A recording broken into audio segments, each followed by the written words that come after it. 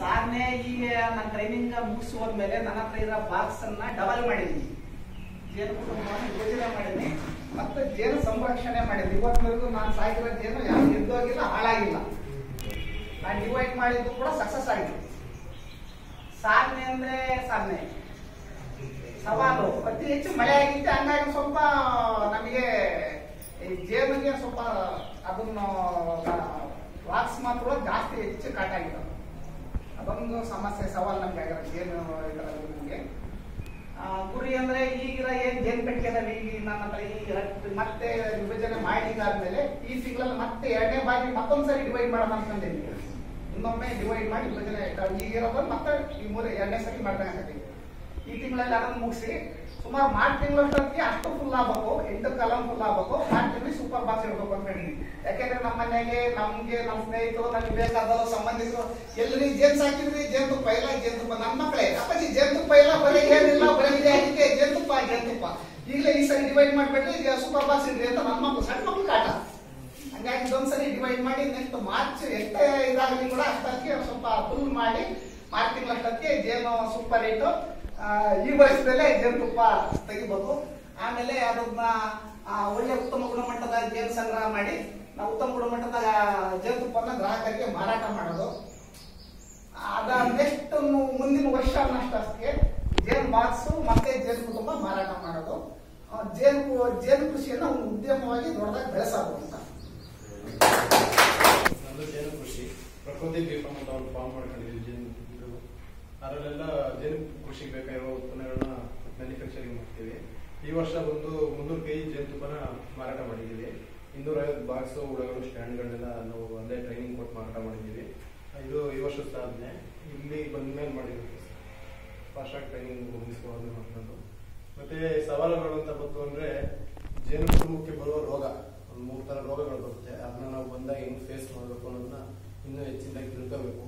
ಸ್ವಲ್ಪ ವಿಜ್ಞಾನಿಗಳ ಸಪೋರ್ಟ್ ಎಲ್ಲ ತಗೊಂಡು ಅದು ಮೇನ್ ನಮ್ಮ ಜೇನು ಕೃಷಿಗೆ ಮುಖ್ಯವಾಗಿ ಅದೇ ದೊಡ್ಡ ಸವಾಲು, ಅದೊಂದು ತಿಳ್ಕೋಬೇಕು. ಮತ್ತೆ ಗುರಿಗಳು ಬಂತು ಅಂದ್ರೆ ಏನು ಈ ವರ್ಷ ನೆಕ್ಸ್ಟ್ ಇಯರ್ಗೆ 2000 kg ಜೇನುತುಪ್ಪ ಮತ್ತೆ 2000 ಬಾಕ್ಸ್ಗಳು ಪ್ರತಿ ವರ್ಷ ಮಾರಾಟ ಆಗಬೇಕು. ಅದು ನಮ್ಮ ಗುರಿಗಳು. ಮತ್ತೆ ಅದು ಗುಣಮಟ್ಟ ಇರಬೇಕು, ಜೇನುತುಪ್ಪನ ಗುಣಮಟ್ಟ ಇರಬೇಕು. ನಮ್ ಸ್ವಂತ ನಾವೇ ನಮ್ದೊಂದು ಟೀಮ್ ಮಾಡ್ತಾ ಇದ್ದೀವಿ, ಆ ಟೀಮಿಂದನೇ ಉತ್ಪತ್ತಿ ಮಾಡಬೇಕು ಅಂತ ಒಂದು ಗುರಿ ಇದೆ. ಮತ್ತೆ ಈ ಸಾಧನೆ ಇನ್ನೊಂದು ಗೊತ್ತು ಅಂದ್ರೆ ಈ ವರ್ಷ ಬಂದು 100 ಹೆಜ್ಜೆನ್ ಕುಟುಂಬನ ರಕ್ಷಣೆ ಮಾಡಿದ್ವಿ. ಬಿಲ್ಡಿಂಗ್ಗಳು ಕಟ್ಟಿರೋವು ಮತ್ತೆ ಅಲ್ಲಿ ಇಲ್ಲಿ ತೊಂದರೆ ಕೊಡ್ತಿರೋ ರೈತರುಗಳಿಗೆ ಅದು ಬಂದು ನಮ್ಗೆ ಕಾಲ್ ಬರುತ್ತೆ. ಆದ್ರಿಂದ ಹೋಗಿ ಅಲ್ಲಿಗೆ ಅದನ್ನ ಹುಳಗಳು ಸಾಯಿಸ್ದಂಗೆ, ಮರಿಗಳು ಏನು ತೊಂದರೆ ಆಗ್ದಂಗೆ, ಮತ್ತೆ ಜನಗಳಿಗೂ ಅಷ್ಟೇ ಏನು ತೊಂದರೆ ಆಗ್ದಂಗೆ ಅದು ಬೇರೆ ಕಡೆ ವರ್ಗಾವಣೆ ಮಾಡ್ಕೊಡ್ತೀವಿ. ಈ ವರ್ಷ 100 ಹೆಜ್ಜೆನ್ ಕುಟುಂಬನ ರಕ್ಷಣೆ ಮಾಡಿದ್ವಿ. ಹೆಸರು ರಮ್ಯಾ, ನಾನು ಡಕ್ಕೋನಹಳ್ಳಿಯಿಂದ ಬಂದಿದ್ದೀನಿ. ಉದ್ಯಮದ ಹೆಸರು ಆಯಿಲ್ ಬಿಸ್ನೆಸ್ ಮತ್ತೆ ವ್ಯವಸಾಯ, ಅದ್ರ ಜೊತೆ ಹಸು ಸಾಗಾಣಿಕೆ ಅಂದ್ರೆ ನಾಟಿ ಹಸು ಸಾಗಾಣಿಕೆ ಮಾಡಿದ್ದೀವಿ.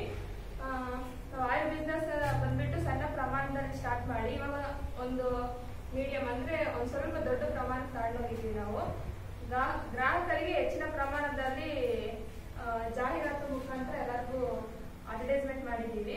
ಮತ್ತೆ ರಾಸಾಯನಿಕ ರಹಿತ ನ್ಯಾಚುರಲ್ ಆಗಿ ಆಯಿಲ್ ಕೊಡೋದು, ಅಂದ್ರೆ ಯಾವುದೇ ಕೆಮಿಕಲ್ ಇಲ್ದಂಗೆ ನಾವು ಆಯಿಲ್ನ ಗ್ರಾಹಕರನ್ನ ಗಮನ ಸೆಳೆಯೋದ್ರಿಂದ ಹೆಚ್ಚಿನ ರೀತಿಯಲ್ಲಿ ಕೊಡ್ತಾ ಇದ್ದೀವಿ. ಮತ್ತೆ ಆಕರ್ಷಕ ಪ್ಯಾಕಿಂಗ್, ಅದ್ರ ಜೊತೆ ಇವಾಗ ಬಲ್ಕ್ ಆರ್ಡರ್ ಬಂದ್ರೆ ಅವ್ರಿಗೆ ಆಫರ್ ಕೊಡೋದು. ಸೊ ಈ ರೀತಿಯಲ್ಲಿ ಗ್ರಾಹಕರ ಜೊತೆ ಒಳ್ಳೆ ಸಂಬಂಧ ಬೆಳೆಸ್ಕೊಂಡಿದ್ದೀವಿ ಇವಾಗ. ಮತ್ತೆ ಅದ್ರ ಜೊತೆ ವ್ಯವಸಾಯನ ಮಾಡ್ತಾ ಇದ್ದೀವಿ. ನಮ್ಮ ಹೊಲದಲ್ಲಿ ಇವಾಗ ತೆಂಗು, ಹತ್ತಿ, ಅಡಿಕೆ, ಬಾಳೆ, ಮೆಕ್ಕೆಜೋಳ ಮತ್ತೆ ಇನ್ನೊಂದ್ 2-3 ಐಟಮ್ಸ್ ಎಲ್ಲ ಹಾಕಿದ್ದೀವಿ ನಾವು. ಸೊ ಇವಾಗ ಮಳೆ ಬಂದಿರೋದ್ರಿಂದ ನಮಗೆ ಚೆನ್ನಾಗಿದೆ, ಎಲ್ಲ ಬೆಳೆನೂ ಒಳ್ಳೆ ಮಾರ್ಕೆಟ್ ಒಳ್ಳೆ ರೇಟ್ ಇದೆ. ಮತ್ತೆ ಅದ್ರ ಜೊತೆ ನಮ್ಮ ಹೊಲಕ್ಕೆ ಇವಾಗ 2 ವರ್ಷದಿಂದ ಯಾವುದೇ ಕೆಮಿಕಲ್ ಇಲ್ಲದಂಗೆ ಸೊ ಅದೇ ಜೀವಾಮೃತ, ಸೊ ಹಸುವಿನ ಗೊಬ್ಬರ ಅದೆಲ್ಲ ಹಾಕ್ಬಿಟ್ಟು ಮೇಂಟೈನ್ ಮಾಡ್ತಾ ಇದ್ದೀವಿ. ಮತ್ತೆ ಅದ್ರ ಜೊತೆ ಅದೇ ನಾಟಿ ಹಸು ಇಟ್ಕೊಂಡಿದೀವಲ್ವಾ, ಅದನ್ನ ಹಾಲು ನಾವು ತುಂಬಾ ಕಡಿಮೆ ರೇಟಿಗೆ ಕೇಳ್ತಿದ್ದಾರೆ ಅಂತ ಹೇಳ್ಬಿಟ್ಟು ಅದನ್ನ ಔಷಧಿಗಳಿಗೆ ತಗೊಂಡೋಗ್ತಾರೆ. ಅದನ್ನ ತುಪ್ಪ ಮಾಡಿ kg 2000 ರೂಪಾಯಿ ಅಂತೇಳಿ ಸೇಲ್ ಮಾಡ್ತಾ ಇದ್ದೀವಿ. ಇವಾಗ ಸವಾಲುಗಳು ಅಂದ್ರೆ ನಾವು ಆಯಿಲ್ ಮಾಡ್ತಾ ಇದೀವಲ್ಲ, ಅದು ಕ್ವಾಲಿಟಿ ಕಡಿಮೆ ಮಾಡ್ದಂಗೆ ನಾವು ಮೇಂಟೈನ್ ಮಾಡ್ತಾ ಇದ್ದೀವಿ. ಗುರಿಗಳು ಇರುವ ವ್ಯವಹಾರವನ್ನು ದೊಡ್ಡ ಪ್ರಮಾಣದಲ್ಲಿ ಮಾಡುವುದು, ಮತ್ತೆ ಎಕ್ಸ್ಪೋರ್ಟ್ ಬಿಸ್ನೆಸ್ ಸ್ಟಾರ್ಟ್ ಮಾಡೋಣ ಅಂತ ನೆಕ್ಸ್ಟ್ ಮಂತ್ ಇಂದ ಸ್ಟಾರ್ಟ್ ಮಾಡೋಣ ಅಂತ ಪ್ಲಾನ್ ಮಾಡಿದ್ದೀವಿ. ಅದ್ರ ಜೊತೆ ಬೈ ಪ್ರಾಡಕ್ಟ್ ಅಂದ್ರೆ ಅದ್ರ ಜೊತೆ ಕೊಬ್ಬರಿನೇ ಬರ್ತಾ ಇದೆಯಲ್ಲ, ಅದ್ರ ಸೋಪ್ ಮಾಡೋದು. ಸೊ ಮಾಯ್ಶ್ಚರೈಸಿಂಗ್ ಕ್ರೀಮ್ ಅದನ್ನ ಮಾಡೋಣ ಅಂತ ಪ್ಲಾನ್ ಮಾಡ್ತಾ ಇದ್ದೀವಿ. ಮತ್ತೆ ಒಂದೊಂದು ತಾಲೂಕಲ್ಲಿ ಒಂದೊಂದು ಔಟ್ಲೆಟ್ಸ್ ಓಪನ್ ಮಾಡೋಣ ಅಂತ ಪ್ಲಾನ್ ಇದೆ. ನಾವು ಕೋಳಿ ಫಾರ್ಮ್ ಬಗ್ಗೆ ಮಾಹಿತಿ ತಿಳ್ಕೊಂಡೋಯ್ತು ಹೊಸದಿನ ಟ್ರೈನಿಂಗ್ ತಗೊಂಡೋಯ್ತು. ಅದರಿಂದ ನನಗೆ ಅನುಕೂಲ ಆಯಿತು. ಆ ಟ್ರೈನಿಂಗಿಂದ ಒಂದು ಸ್ವಲ್ಪ ಅನುಕೂಲ ಆಯಿತು. ಫಸ್ಟಿಗೆ ಕೋಳಿ ಫಾರ್ಮಿಂದ ನಮ್ಗೆ ಭಾಳ ಅನುಕೂಲ ಆಯಿತು. ಆದ್ಮೇಲೆ ಫಸ್ಟು 200 ಇದ್ರೆ ಮತ್ತೆ ಅದರಿಂದ ಬರಿ ಮಾಡಿ ಅದೀಗ 350 ಕೋಳಿ ಮಾಡಿದ್ದೀವಿ. ಆಮೇಲೆ ಮತ್ತೆ ಅದರಿಂದ ಕೋಳಿ ಫಾರ್ಮಿಂದ ನಮಗೆ ಒಳ್ಳೆ ಲಾಭನೂ ಸಿಕ್ಕಿದೆ. ಗೊಬ್ಬರ ಅವೆಲ್ಲ ಮಾಡಿದ್ದೀವಿ. ಅದರಿಂದ ಅನುಕೂಲ ಆಗಿದೆ. ಆಮೇಲೆ ಅದರಿಂದ ಏನಪ್ಪಾ ಅಂತಂದ್ರೆ ಅದಕ್ಕೆ ನಮಗೆ ಒಳ್ಳೆ ಈಗ ಫಸ್ಟ್ 200 ಇದ್ವಲ್ಲ, ಈಗ ಅಷ್ಟು 350 ಕೋಳಿ ಆಗಿದೆ. ಅದಕ್ಕೆ ಜಾಗ ಇಲ್ಲ, ಒಳ್ಳೆ ಸ್ವಲ್ಪ ಜಾಗ ಕಮ್ಮಿ ಇದೆ.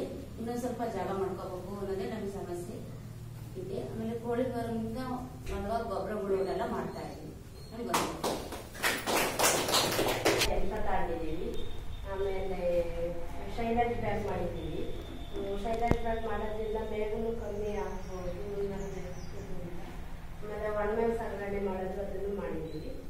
ನೆಕ್ಸ್ಟ್ ಸವಾಲುಗಳು ಅಂತಂದರೆ ಮಳೆಗಾಲದಿಂದ ಮೇಲೆಲ್ಲ ಹಾಳಾಗಿದೆ, ಪೈರೆಲ್ಲ ಹಾಳಾಗಿದೆ. ಅತಿ ಮಳೆಗಾಲ ಆಗಿರೋದ್ರಿಂದ ಜಾಸ್ತಿ ಆಗಿರೋದ್ರಿಂದ ನೆಕ್ಸ್ಟ್ ಗುರಿಗಳು ಒಂದು ಹಸು ಇದೆ, ಅತಿ ಹೆಚ್ಚು ಜಾಸ್ತಿ ಹೆಚ್ಚಿಗೆ ದನಕರುಗಳು ಕಟ್ಟಿಬಿಟ್ಟು ಜಾಸ್ತಿ ಇದನ್ನು ಉಪಯೋಗ ಮಾಡ್ಕೋಬೇಕು ಅಂತ ಶ್ರೀನಿವಾಸ ರೆಡ್ಡಿ ಅಂತ ಬೆಳ್ಪಟ್ಟಿ ಜಂಕೆರೆ ತಾಲೂಕು. ನಂದು ಸಾವಯವ ಕೃಷಿ ಮತ್ತು ಬಯಪ್ಪ. ಈಗ ಇದು ಉದ್ಯಮ ಇದುವರೆಗೂ ನಾವು ಮಾಡಿರ್ತಕ್ಕಂಥ ಸಾಧನೆ ಅಂದರೆ ನಮ್ಮ ಭೂಮಿಯನ್ನು ವಿಷಮುಕ್ತ ಮಾಡೋದು ಫಸ್ಟ್. ಅದರಿಂದ 10 ಜನ ರೈತರಿಗೆ ಅವ್ರನ್ನೂ ವಿಷಮುಕ್ತ ಮಾಡಿಸ್ಬೇಕು. ನಾವು ಮಾಡೋದ್ರಿಂದ ಅವ್ರನ್ನೂ ವಿಷಮುಕ್ತ ಮಾಡಿಸ್ಬೇಕು. ಯಾವುದೇ ಕೆಮಿಕಲ್ ಹಾಕಂದ್ರೆ ಯಾವ ಥರ ಬೆಳಿಬೇಕು, ಅದಕ್ಕೆ ಯಾವ್ಯಾವ ಥರ ಪೋಷಕಾಂಶಗಳನ್ನು ನಾವು ವಿಷಮುಕ್ತವಾಗಿ ಪೂರೈಸಬೇಕು ಅನ್ನೋದನ್ನ ಅದನ್ನ ಟ್ರೈನಿಂಗ್ ತಗೊಂಡು ಎಲ್ಲ ಮಾಡಿದ್ವಿ. ಆಮೇಲೆ ಸವಾಲುಗಳು ನಮ್ಮ ಬೆಳೆಗಳಿಗೆ ಕೀಟಬಾಧೆ ಮತ್ತೆ ಮಾರುಕಟ್ಟೆ, ಇವೆರಡು ದೊಡ್ಡ ಸಮಸ್ಯೆಗಳು. ಈಗ ಸಾವಯವದಲ್ಲಿ ಬೆಳೆಯಕ್ಕೆ ಹೋದಾಗ ಏನಾಗುತ್ತೆ, ಕೀಟಬಾಧೆ ಜಾಸ್ತಿ ಆಗುತ್ತೆ. ಅದಕ್ಕೆ ಸರಿಯಾದ ಮಾರುಕಟ್ಟೆ ಇದ್ದಿದ್ದು ಅದು ಒಂದಿಷ್ಟು ಲಾಸ್ ಆಗುತ್ತೆ. ಅದಕ್ಕೆ ಈಗ ನಾವು ಎರಡನ್ನೂ ಎದುರಿಸಿ ನಿಲ್ಲೋದಕ್ಕೆ ವ್ಯವಸ್ಥೆ ಮಾಡ್ಕೊಂತ ಇದ್ವಿ. ಆಮೇಲೆ ಗುರಿಗಳು, ಈಗ ಇಲ್ಲಿವರೆಗೂ ನಾವು ಮಾಡಿರ್ತಕ್ಕಂಥ ಸಾವಯವ ಪದ್ಧತಿಯಿಂದ ಇನ್ನೂ ದೊಡ್ಡ ಮಟ್ಟದಲ್ಲಿ, ಈಗ ಚಿಕ್ಕ ಮಟ್ಟದಲ್ಲಿ ಮಾಡ್ತಾ ಇದ್ದೀವಿ, ಅದನ್ನ ದೊಡ್ಡ ಮಟ್ಟದಲ್ಲಿ ಮಾಡಿ ಅದನ್ನ ಒಂದು ಲ್ಯಾಬ್ ತರ ಮಾಡಿಬಿಟ್ಟು ಒಂದು ವಿಜ್ಞಾನ ಕೇಂದ್ರ ಮಾಡಬೇಕು ಅನ್ನೋದು ಒಂದು ಗುರಿ ಇದೆ. ಅದರಿಂದ 10 ಜನ ರೈತರಿಗೂ ಅದರಿಂದ ಉಪಯೋಗ ಆಗಬೇಕು. ಬೇರೆ ಬೇರೆ ಸುತ್ತಮುತ್ತ ಬಂದಿರ್ತಕ್ಕಂಥ ರೈತರಿಗೂ ಅದರಿಂದ ಉಪಯೋಗ ಪಡ್ಕೊಂಡು ಅವರು ಅದನ್ನ ಅಳವಡಿಸ್ಕೊಂಡ ತರ ಮಾಡ್ಬೇಕು ಅನ್ನೋದು ಒಂದು ಗುರಿ ಇದೆ. ಈಗ ಸ್ವಲ್ಪ 4 ಮಾಡ್ತೀವಿ. ಹೆಚ್ಚಿಲ್ಲ ಈಗ 4 ಇದೆ. ಅವ್ರು ರಾಸುಗಳಿಗೆ ಹೆಚ್ಚಿಸ್ಬಿಟ್ಟು ಆರ್ಥಿಕವಾಗಿ ನಾವು ಚೆನ್ನಾಗಿದ್ದೀವಿ. ರಾಸು ಹೈನುಗಾರಿಕೆ ಮಾಡಿದಾಗಲಿಂದ ಸವಾಲುಗಳೇನಪ್ಪ ಅಂದ್ರೆ ಮಳೆ ಬಂದ್ರಿಂದ ಮೇವು ನಿರ್ವಹಣೆ ಬಹಳ ಕಷ್ಟ ಆಗ್ಬಿಟ್ಟಿದೆ. ಮೇವು ತರಕ್ ಹೋಗೋದು ಮತ್ತೆ ಎಲ್ಲಿ ಹೊಲದೆಲ್ಲ ಉಗ್ಳೆಲ್ಲ ಕೊಡ್ತೋಗ್ಬಿಡುತ್ತೆ. ಮೇವು ದೊಡ್ಡ ಸಮಸ್ಯೆ ಆಗಿದೆ. ಮತ್ತೆ ಮಳೆ ಜಾಸ್ತಿ ಆಗಿದ್ರಿಂದ ವೈದ್ಯ ಸಮಸ್ಯೆನೂ ಜಾಸ್ತಿ ಆಗಿದೆ. ಮಳೆ ಬರ್ತಿದೆ, ನಾವು ಬರೋಕ್ಕಾಗಲ್ಲ ಅಂತ ಹೇಳೋದು, ಒಂದೆರಡು ಹಸುಗಳು ಕಳ್ಕೊಂಡಿದ್ದೀವಿ ನಾವು. ಅದರಿಂದ ಸರಿಯಾದ ಸಮಯಕ್ಕೆ ವೈದ್ಯರು ಬರೋದ ಕಾರಣ ಮತ್ತೆ ಗುರಿ ಏನಪ್ಪಾ ಅಂದ್ರೆ ಈ ಹಸುಗಳು ಹೆಚ್ಚಾಗಿ ಹಸುಗಳು ಮಾರಾಟ ಮಾಡ್ಬಿಟ್ಟು ಈಗ ಆಲ್ರೆಡಿ ನಾನು ಆಗಲೇ ಒಂದು 150 ನಾಟಿ ಕೋಳಿ ತಂದಿದ್ದೀನಿ. ಅದ್ರ ಜೊತೆಗೆ ನಮ್ಮ ಪ್ರಭಾಕರ್ ಅವರು ಮಾರಾಟದಾಗೆ ಮೀನುಗಾರಿಕೆಗೆ ಅರ್ಜಿನೇ ಹಾಕಿದೀವಿ. ಅದನ್ನ BP ಏನ್ ಕೊಡ್ಬೇಕು ಅಂತ ಹೇಳಿದ್ರೆ ಅದು ನಾನು ಪ್ರಭಾಕರ್ ಹತ್ರ ಕೊಡ್ತೀವಿ. ಮೀನುಗಾರಿಕೆ ಅರ್ಜಿ ಅದು ಮಾಡ್ಬೇಕಂದ್ರೆ ನಮ್ಮ ಗುರಿ ಮೀನು ಮತ್ತು ಕೋಳಿ ಹಸು ಮಾರ್ಬಿಟ್ಟು ಮೀನು ಮತ್ತು ಕೋಳಿ ಮಾಡ್ಬೇಕು ಅನ್ನೋದು ಗುರಿ. ಮೊನ್ನೆ ನಮ್ಮ ಸಾವಯವ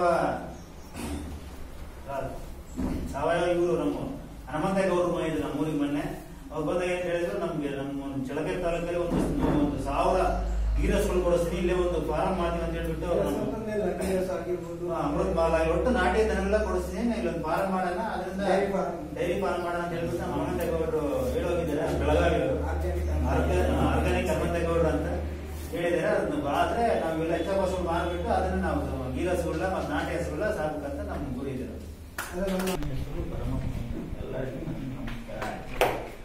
ಸರ್, ನಾವು ಈಗ ಉದ್ಯೋಗವನ್ನು ಈಗ ಹೈನು ಸಾಕಾಣಿಕೆ, ಕುರಿ ಸಾಕಾಣಿಕೆ ಮಾಡಬೇಕು. ಹೊರಗಡೆಯನ್ನು ಸಾಕಾಣಿಕೆ ಇವಾಗ ರೆಡಿ ಹೊಸದಾಗಿಂದ ಫಸ್ಟಿಗೆ ರೆಡಿ ಮಾಡ್ತಾ ಇರೋದು. ಕೊಟ್ಟೆಗೆ ಎಲ್ಲ ರೆಡಿ ಮಾಡಿಕೊಂಡು ಗುರಿಯನ್ನು ಅನಂತವಾಗಿ ಹಣ ಸಮಸ್ಯೆಗಳಿಂದ ಸಮಸ್ಯೆ ಮಾಡಿಕೊಂಡು ಈಗ ಮುಂದುವರಿತೇವೆ.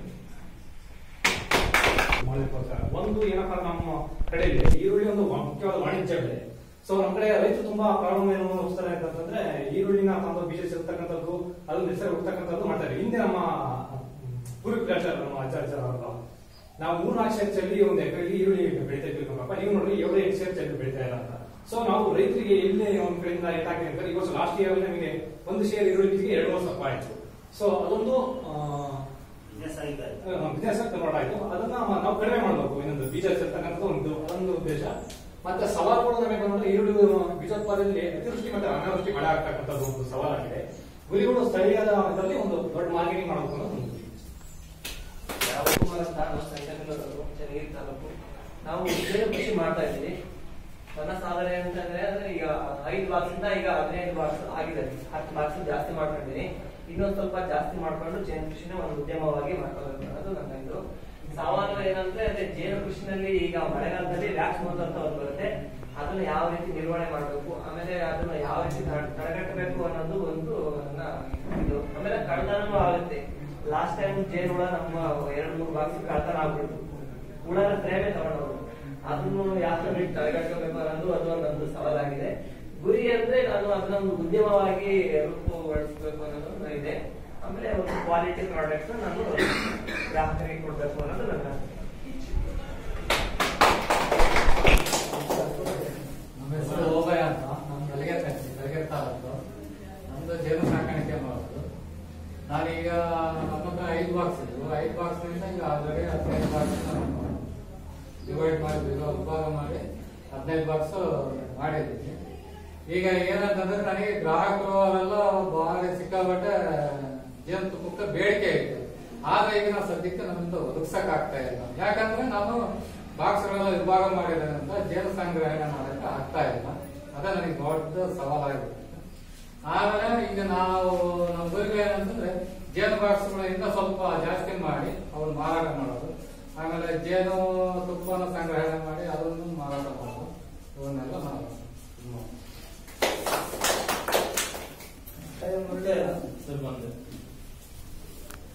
ನನ್ನ ಹೆಸರು ಮುಕ್ತಾಯ ಅಂತ ಹೇಳಿ, ನಂದು ಸರ್ಜನಹಳ್ಳಿ, ಚಳ್ಳಕೆರೆ ತಾಲೂಕು, ಚಿತ್ರದುರ್ಗ ಜಿಲ್ಲೆ. ನಾನು ಉದ್ಯಮ ಅಂತ ಹೇಳ್ಬಿಟ್ಟು ಜೇನು ಸಾಗಾಣಿಕೆ ಮಾಡ್ತಾ ಇದ್ದೀನಿ. ಇದುವರೆಗೆ ಸಾಧನೆಗಳಂತ ಅಂದ್ಬಿಟ್ಟು ನಾನು ಈಗ ಹೇಳಿದ್ರಲ್ಲ ಅವರೇನೆ ಜೇನು ವಿಭಜನೆ ಮಾಡ್ಕೊಂಡಿದೀವಿ. ಫಸ್ಟ್ ನಮ್ಮ ಹತ್ರ ಇರೋಂಥ ಪೆಟ್ಟಿಗೆಗಳ ಈಗ ನಾನು ಫಾಸ್ಟ್ ಟ್ರಾಕ್ ಇದು ಬರೋಕ್ಕಿಂತ ಮುಂಚೆ ನನ್ನ ಹತ್ರ ಕಡಿಮೆ ಇತ್ತು, ಒಂದು 4-5 ಇತ್ತು. ಅದನ್ನೇ ಫಾಸ್ಟ್ ಟ್ರಾಕ್ ಟ್ರೈನಿಂಗ್ ಅಲ್ಲಿ ಬಂದ್ಬಿಟ್ಟು ಕಲ್ತ್ಕೊಂಡ್ಬಿಟ್ಟು ಅವ್ರ ಹತ್ರ ಸ್ವಲ್ಪ ಇದು ತಳ್ಕೊಂಡು ನಾನೀಗ 12 ಪೆಟ್ಟಿಗೆಗಳ ಸ್ವಲ್ಪ ಇದು ಇಂಪ್ರೂವ್ಮೆಂಟ್ ಮಾಡ್ಕೊಂಡಿದ್ದೀನಿ. ಅದರಿಂದ ಸ್ವಲ್ಪ ಇವಾಗ ಸ್ವಲ್ಪ ಇದಾಗುತ್ತೆ. ಜೇನುತುಪ್ಪ ತಗೋದಿಲ್ಲ ನಾವು. ಅದ್ರ ಸವಾಲುಗಳು ಬಂದ್ಬಿಟ್ಟು ಈ ವರ್ಷ ಭಾರಿ ಮಳೆ ಆಗಿದ್ದರಿಂದ ಜೇನುತುಪ್ಪ ಬರೋದು ಇಲ್ಲ. ಜೇನುತುಪ್ಪ ಮಳೆ ಕಡಿಮೆ ಆದ್ರೆ ಮಾತ್ರ ಬರುತ್ತೆ ಅಂತ ಹೇಳ್ಬಿಟ್ಟು. ಮತ್ತೆ ಜೇನು ಉಳಿದ ವ್ಯಾಕ್ಸ್ ಅದೇ ಹೇಳಿದ್ರಲ್ಲ, ಎಲ್ಲರೂ ನಮ್ ಜೇನು ಸಾಕಾಣಿಕೆದಾರರು ಹೇಳಿದ್ದು ಎಲ್ಲರೂ ಅದೇನೆ ಅಂತ ಅನ್ಕೊಂತೀನಿ ನಾನು. ಮತ್ತೆ ಅದೇ ಇವ್ರು ಹೇಳಿದ್ರು, ಶಶಿ ಸರ್ ಹೇಳಿದ್ರು ನಮ್ಮದು ಪೆಟ್ಟಿಗೆನೆ ಕಳ್ತನ ಆಗಿತ್ತು ಅಂತ ಹೇಳಿ. ನಮ್ಮ ಹತ್ರ ಏನ್ ಬಂದ್ಬಿಟ್ಟು ನೈಟ್ ನಮ್ಮ ಹತ್ರ ಹುಡುಗರು ಬಹಳ ಇದಾಗ್ಬಿಟ್ಟು ತುಪ್ಪನೇ ಕಳ್ತನ ಮಾಡ್ತಾರೆ. ಮೇಲ್ಗಡೆ ಫ್ರೇಮ್ಗಳ ತಗೊಂಡು ಹೋಗ್ಬಿಟ್ಟು ಮತ್ತೆ ಎಲ್ಲೋ ಹಾಕಿರ್ತಾರೆ. ಅದು ಸ್ವಲ್ಪ ಬಹಳ ಪ್ರಾಬ್ಲಮ್ಸ್. ಆ ಫ್ರೇಮ್ ತರೋದು ಮತ್ತೆ ಅದೇ ಮೆಜರ್ಮೆಂಟ್ ಅಂತ ಸಿಗಲ್ಲ ಬೇರೆ ಕಡೆ, ಮತ್ತೆ ಅವ್ರ ಹತ್ರನೇ ಹೋಗ್ಬೇಕಾಗುತ್ತೆ ನಮ್ಗೆ. ಅದೊಂದು ಫ್ರೇಮ್ ಇಲ್ಲ. ನನ್ನ ಗುರಿಗಳೇನಪ್ಪ ಅಂತಂದ್ರೆ ಇದನ್ನೇ ಒಂದು ಉದ್ಯಮವಾಗಿ ನಾನು ಮಾಡ್ಬೇಕು ಅನ್ನೋದು ಛಲ ಇದೆ. ಜೇನು ಸಾಗಾಣಿಕೆ ಮತ್ತೆ ಜೇನು ಉತ್ಪಾದನೆಗಳಲ್ಲಿ ಏನೇನು ಇದ್ರಲ್ಲಿ ಸಿಗ್ತಾವೋ ಅದನ್ನೆಲ್ಲ ಒಂದು ಉದ್ಯಮವಾಗಿ ಮಾಡ್ಬೇಕು ಅನ್ನೋದು. ಮತ್ತೆ ಆ ಜೇನು ಉತ್ಪನ್ನಗಳಿಗೆ ಒಳ್ಳೆ ಮಾರ್ಕೆಟ್ ರೂಪಿಸ್ಕೊಳ್ಬೇಕು ಅನ್ನೋದು ನನ್ನದೇ ಒಂದು ಇದು. ಅದೇನು ಉತ್ತಮ ಆದಾಯ ಮಾಡ್ಕೋಬೇಕು ಅನ್ನೋದು ನನ್ನದೊಂದು ಗುರಿಗಳಿದಾವ ಅಂತ ಹೇಳ್ಬೋದು. ಪ್ರಭಾಕರ್ ಅಂತ ನನ್ನ ಹೆಸರು. ನಮ್ದು ಗುಡಿಯಾರು, ಚಿಕ್ಕನಾಯಕನಹಳ್ಳಿ ತಾಲೂಕು, ತುಮಕೂರು ಜಿಲ್ಲೆ. ನಾವು ಸಮಗ್ರ ಕೃಷಿ ಮಾಡ್ತಾ ಇರೋದು. ಕೋಳಿ, ಕುರಿ, ಮೀನು, ಜೇನು, ಹೈನು ಇಷ್ಟರಲ್ಲಿ ತೊಡಗಿಸ್ಕೊಂಡಿದೀವಿ.